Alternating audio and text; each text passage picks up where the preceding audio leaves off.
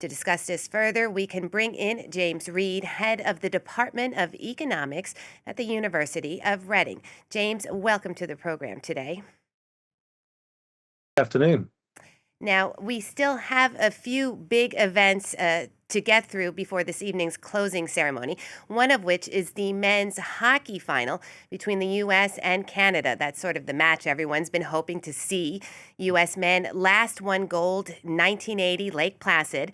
The American women, they won their match today, beating their arch rival Canada. So do you think there might be some score settling on the part of the Canadians?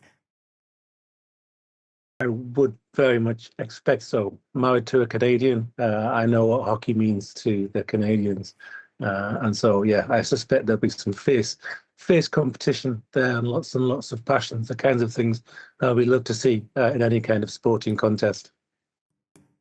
And we've also seen in in this edition of the Olympics that the Norwegian Olympian Johan Hausflot he's just set a record for the most golds by one athlete in a single Winter Olympics. So that's obviously quite an achievement. What other moments stand out for you over the past 2 weeks? We see we have quite a different perspective on the Winter Olympics here in the UK because we don't really have the same kind of winter sports infrastructure that you have.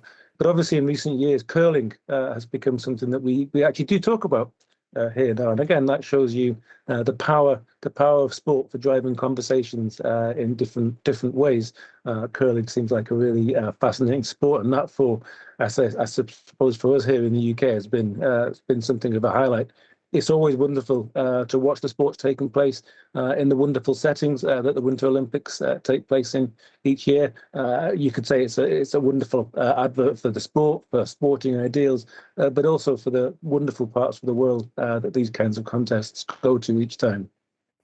And while we take a look at what's been happening, just got a report that the ticket sales were quite good, 85% in the stadium. So seems Italy's doing something right here. The IOC is happy after a possibly rocky start. Do you agree with that assessment?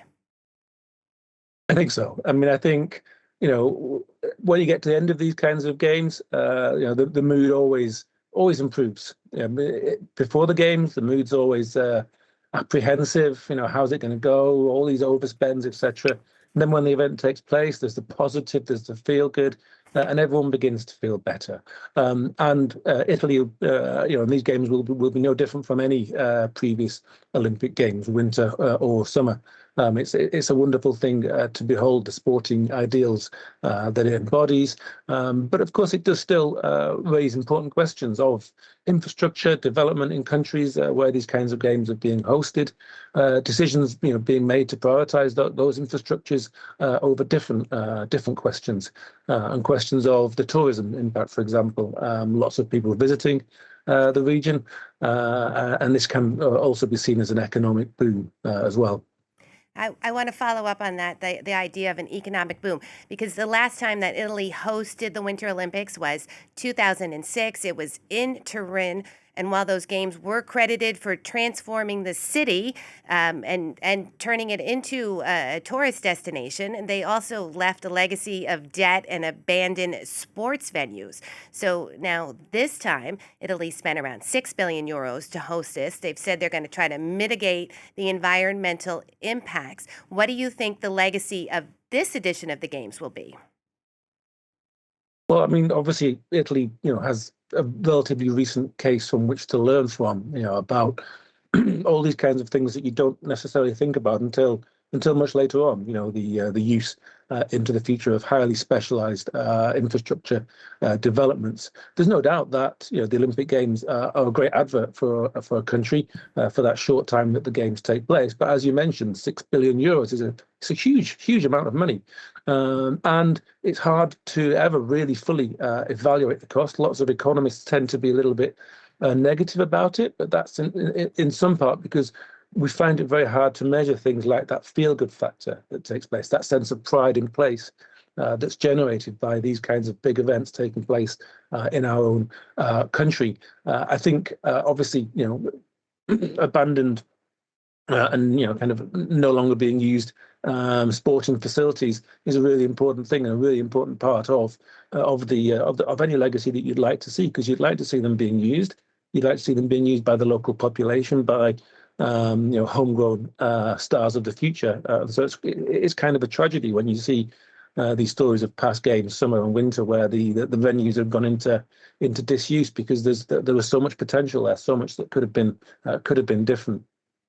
And we know that France is going to be hosting the 2030 Games. They're calling it the French Alps. And this is the fourth time that France will host the Winter Games. And they're also following Italy's model this year to embrace a multi venue, countrywide structure. So, do you think this is a better model for the Games than in the past, where the events were more centrally located? It's a very interesting question. Obviously, it reflects, patterns in other big events as well, with soccer's World Cup being taking place over multiple countries now, and the European Championship over multiple countries as well. It obviously spreads the risk a little bit, I guess, in terms of if one place can't contribute. So for the UK, for the European Championships, if the Northern Irish Stadium isn't able to be there, there's still other fallback options.